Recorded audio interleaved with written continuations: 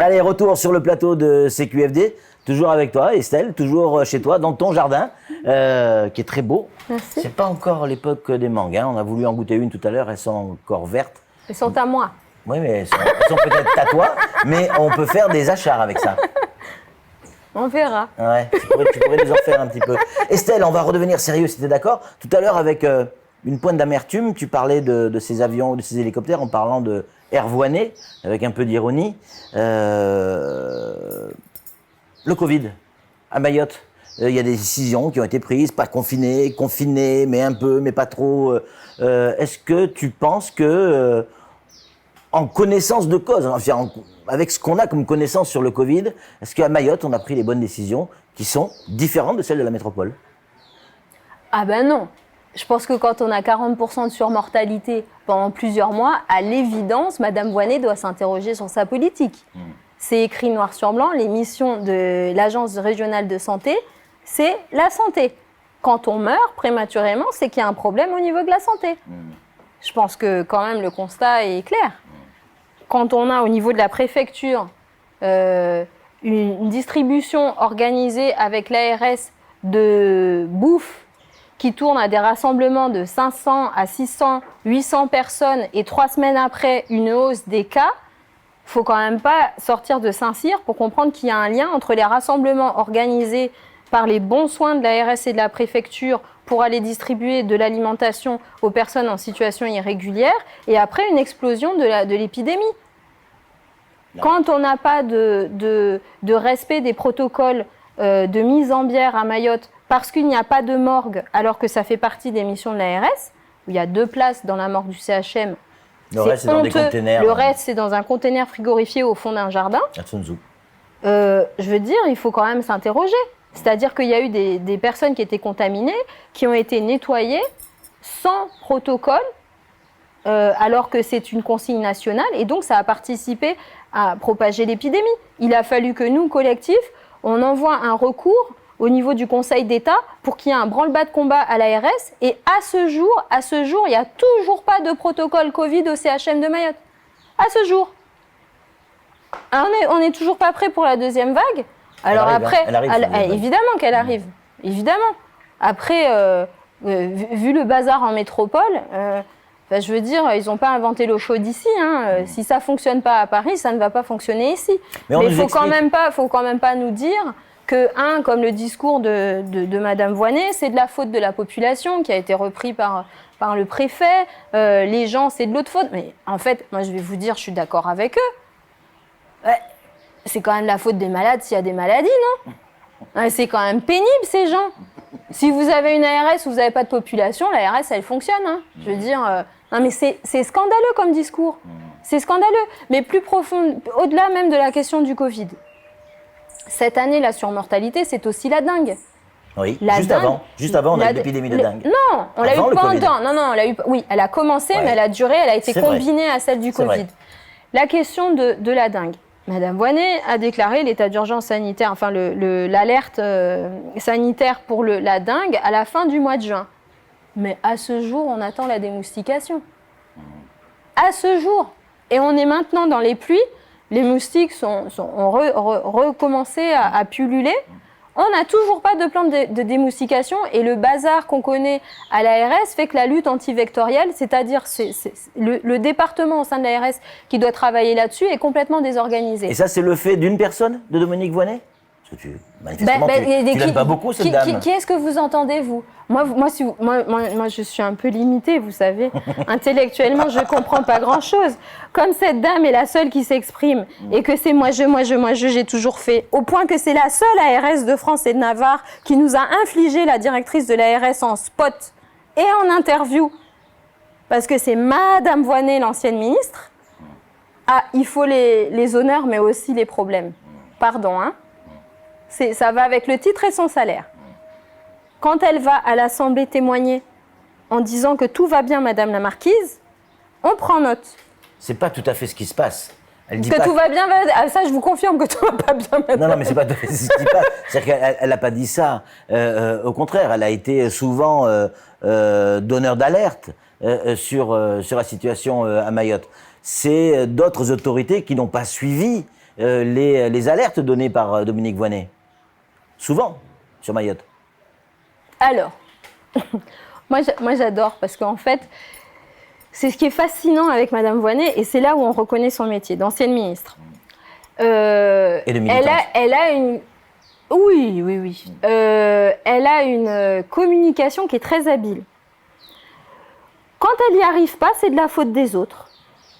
Et tout le crédit de ce qui fonctionne à peu près n'est que d'elle, ni de ses équipes, ni de ce qui a été fait avant. Et voilà. Bah, moi aussi, hein. Du coup, moi j'adorerais cette vision des choses. Moi, je trouve ça génial. Si vous voulez, quand vous vous dites, quand c'est pas moi, c'est l'autre. Et puis quand j'ai réussi 2-3 petits trucs, c'est moi. Hein, mais sur le fond, parce qu'on va penser que c'est un sujet personnel. Le problème de fond avec la politique qui est déployée par Madame Voynet, c'est toute la logique de construire l'agence régionale de santé de Mayotte vers la Réunion.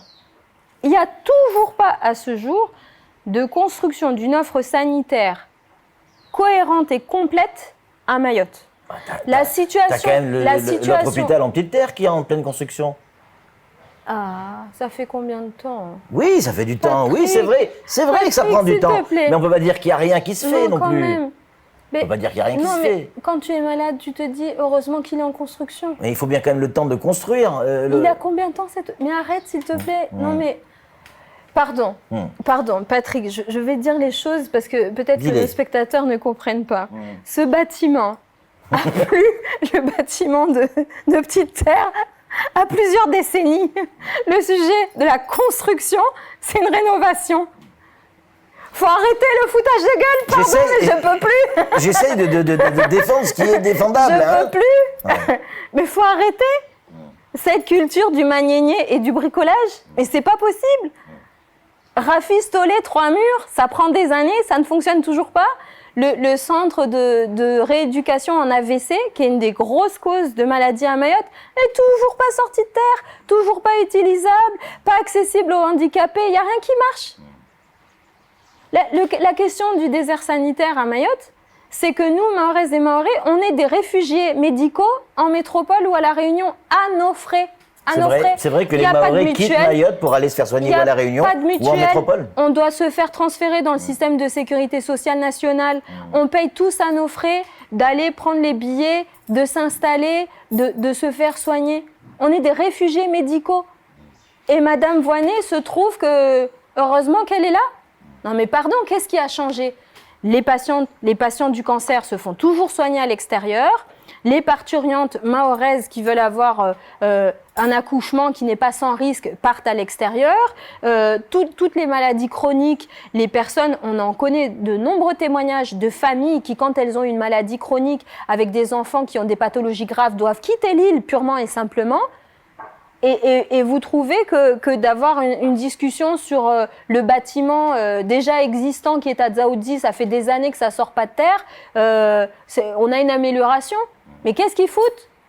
Moi, je suis désolée, je suis complètement indignée.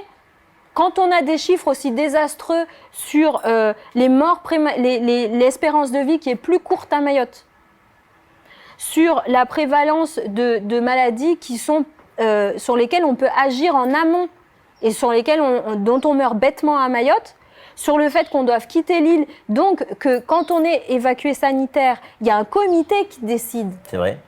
Ça veut dire que quand il y a des décisions, il y en a qui ne partent pas. Qu'est-ce qui se passe ? Ça veut dire que tout l'argent que développe Air Voynet avec ses évacuations sanitaires vers la Réunion, cet argent, c'est autant d'argent qui n'est pas investi pour construire la santé à Mayotte, pour former les Mahoraises et les Mahorais, pour créer les maisons de santé, pour créer des plateaux techniques qui soient compétitifs, pour transformer notre CHM en CHU, en centre hospitalier universitaire. Quand on découvre, et le collectif l'a dénoncé, qu'il y avait une réflexion au niveau de l'ARS pour faire des tests médicaux à Mayotte, alors qu'on est une maternité géante sur le travaux sur le coronavirus, mais c'est du grand n'importe quoi. Il a fallu qu'on s'indigne tous, mais il est tout à fait envisageable dans un hôpital qui est un dispensaire géant ou la succursale d'Allemand-Rouf, parce que c'est 80% de patients comoriens qui est soigné au CHM. C'est ça aujourd'hui, selon les soignants. des patients comoriens qui arrivent en kwassa sanitaire avec des lettres de recommandation de leur médecin comorien pour dire, voilà, il a besoin de ça, ça et ça. Et après, on nous dit, oui, mais Madame Voynet fait de son mieux. Insuffisant. Je ne veux pas entendre que oui, j'essaye. Nous, on veut du résultat. Il y en a ras-le-bol d'essayer. Tout le monde nous dit, oui, on essaye, comme si c'était ça. C'était une bonne idée, cette ARS Non, mais non. Ah non, Patrick. Bah si, c'est une vraie question. Non, mais on va pas nous faire regretter une ARS pour laquelle on s'est battu parce qu'il y a quelqu'un qui n'arrive pas à la faire avancer. Mais ça marche pas. Ça ne fonctionne pas. Clairement, est-ce que tu regrettes la démocratie parce qu'elle fonctionne pas? Non. Bon bah alors, voilà, question suivante, merci. Estelle, on va continuer, avant de continuer, sur un autre sujet, notamment l'éducation nationale, ici à Mayotte. Ah bon? Oui. J'aimerais que tu nous dises, avec peut-être toute l'ironie qui te caractérise, que tu nous dises qu'est-ce qui va bien à Mayotte? Qu'est-ce qui va bien à Mayotte? Oui. Est-ce que selon toi, il y a des choses qui vont bien à Mayotte? Oui. Parce qu'à chaque fois que tu prends la parole, c'est pour dénoncer des choses. Mais moi, j'ai envie d'entendre de ta bouche des choses qui vont bien. Alors, je vais te dire ce qui va bien. Ça va changer un peu, non? Oui, ce qui va bien. Ce qui va bien, c'est l'incroyable résilience des Mahoraises et des Mahorais, leur dynamisme, leur capacité à se réveiller, à être actifs, à être engagés, à s'inventer, se réinventer, créer un modèle mahorais, un rêve mahorais qui est beau, qui est puissant. C'est quoi ce rêve mahorais? Tu entends parler souvent, c'est quoi? Ce rêve mahorais, c'est Mayotte dans la République, qui garde ses traditions, son identité, qui contribue au rayonnement de la République et qui s'épanouit. C'est ça le rêve mahorais. C'est qu'on puisse, avec nos Salouva, être reconnus comme des Français à part entière et qui contribuent, musulmans, en tongue et avec notre accent et qui sommes dynamiques à notre rythme. Et pour atteindre ce rêve mahorais, on doit passer par ces phases de combat, de joute verbale en permanence. Je sais pas. C'est une question. Non, oui, mais je sais pas, Patrick, si tu regardes en dehors de Mayotte, c'est pas non plus peace and love partout dans le monde actuellement. C'est clair, mais moi je m'intéresse à Mayotte. Bah ouais, mais je le dis parce que je pense que il y a une tendance à regarder la chose par le petit côté, le petit bout de la lorgnette. Alors qu'en fait, on est quand même historiquement dans une période de gros bouleversements au niveau mondial. Et il y a des convulsions politiques, sociales partout dans le monde. Et en fait, c'est quand même plutôt bon signe de voir que Mayotte est justement en phase avec le reste de l'époque. Et nous, ce qu'on fait au collectif, en participant, en étant actifs dans la conscientisation, dans l'irruption des citoyens dans la vie politique, ou le retour du citoyen dans la vie politique, c'est finalement totalement dans le sens de ce qui se passe partout dans le monde. Donc voilà, ce qui se passe à Mayotte n'est pas non plus extraordinaire. La demande envers les élites, la pression sur les institutions, c'est pas anormal. Je dirais même qu'on a été un petit peu précurseur, parce qu'avant qu'il y ait eu les Gilets jaunes, il y avait le mouvement de 2018. C'est vrai. Et c'est exactement les mêmes revendications. Ouais. Alors, la transition est toute faite pour parler, non pas de l'éducation nationale, mais de nos gamins qui vont à l'université ici à Mayotte. Et qui se retrouvent exactement, qui se retrouvent face à un certain nombre de problèmes. Beaucoup d'entre eux ne peuvent pas accéder totalement à leurs demandes sur l'université. Beaucoup sont obligés d'aller à l'extérieur. Il faudrait déjà pousser les murs. Parce qu'elle n'est pas si vieille que ça. Bon, déjà, il faudrait que ce soit une université de plein exercice. Oui. On est la seule centre universitaire qui n'est pas de plein exercice. Oui.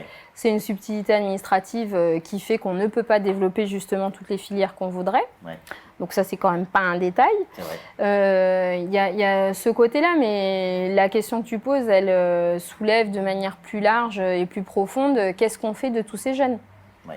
La maternité, qui est la plus grosse maternité d'Europe, qui est au CHM, à un moment, ces jeunes y grandissent et c'est une bonne nouvelle. Mais qu'est-ce qu'ils deviennent ? Et cette logique de dire on va construire des écoles primaires, on ne s'interroge pas sur les collèges, le lycée, et après on a oublié la question de l'université, c'est la traduction d'une réflexion politique complètement myope. Parce que la réalité, c'est qu'une bonne partie de ces enfants est étrangers, donc ils n'ont pas accès au visa pour aller étudier en métropole. C'est ça le sujet. Donc ils sont coincés à Mayotte, évidemment. Et donc le sujet, c'est toujours la même chose. Le verrou au niveau du visa qui est imposé par la préfecture, qui fait que les Comoriens et les Comoriennes, même ceux qui sont nés ici, ne peuvent pas quitter le territoire avec des titres de séjour particuliers. Le sujet pour ces jeunes, c'est quand même que... et nous, ce qui nous inquiète, c'est le fait de leur faire miroiter un navire par l'éducation.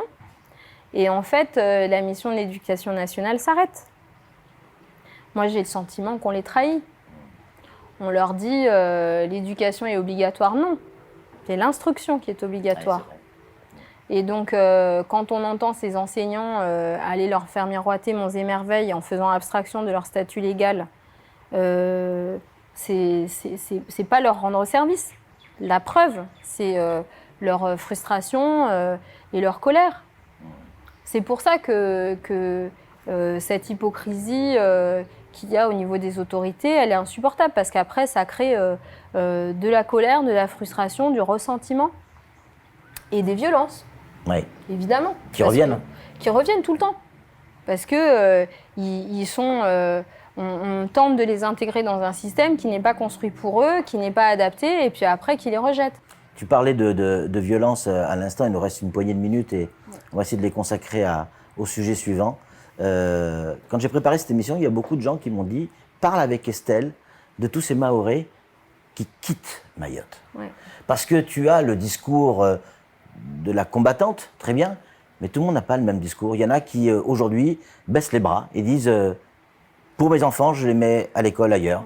Je vais me faire soigner ailleurs. » Tu en as parlé un petit peu tout à l'heure. « Je quitte Mayotte. » Et il y a de plus en plus de Mahorais qui quittent Mayotte, qui quittent leur île et qui vont vivre en métropole, dans d'autres départements de France.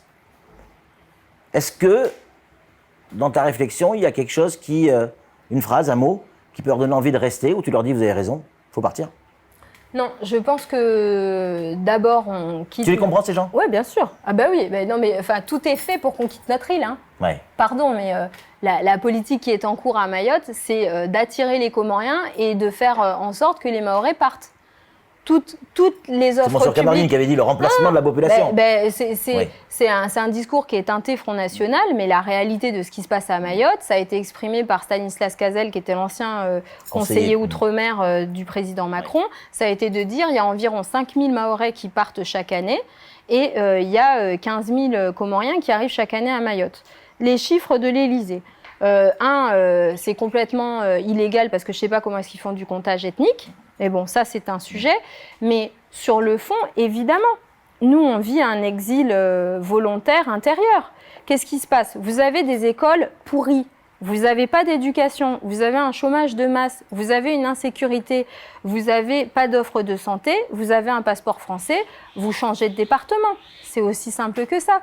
Mais c'est un exil volontaire au sein de notre propre pays, et on est des réfugiés médicaux, des réfugiés scolaires, Est-ce que bientôt les pieds noirs, les Mahorais seront les nouveaux pieds noirs? C'est un beau lapsus, mais c'est exactement ça. Ouais. C'est exactement ça. Et c'est notre angoisse. C'est évidemment ça notre angoisse, parce que on est une migration invisible. C'est ça. C'est ça le sujet.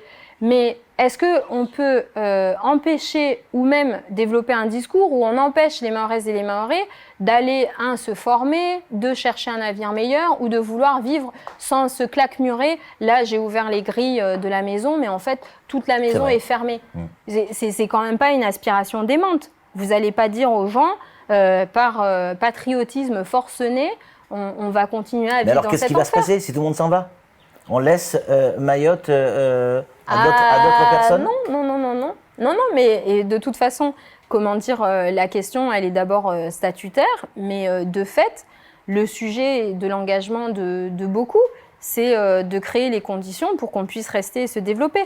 La question, c'est pas simplement... tout le monde s'en va. Non, pas tout le monde s'en va. Beaucoup. Mais tout le monde ne s'en va pas. Moi, je pense qu'il faut lutter contre ce discours qui est défaitiste, mais c'est regarder les choses en face, c'est aussi se dire comment est-ce qu'on crée les conditions pour revenir, parce qu'en fait, à un moment, on est tous appelés à partir.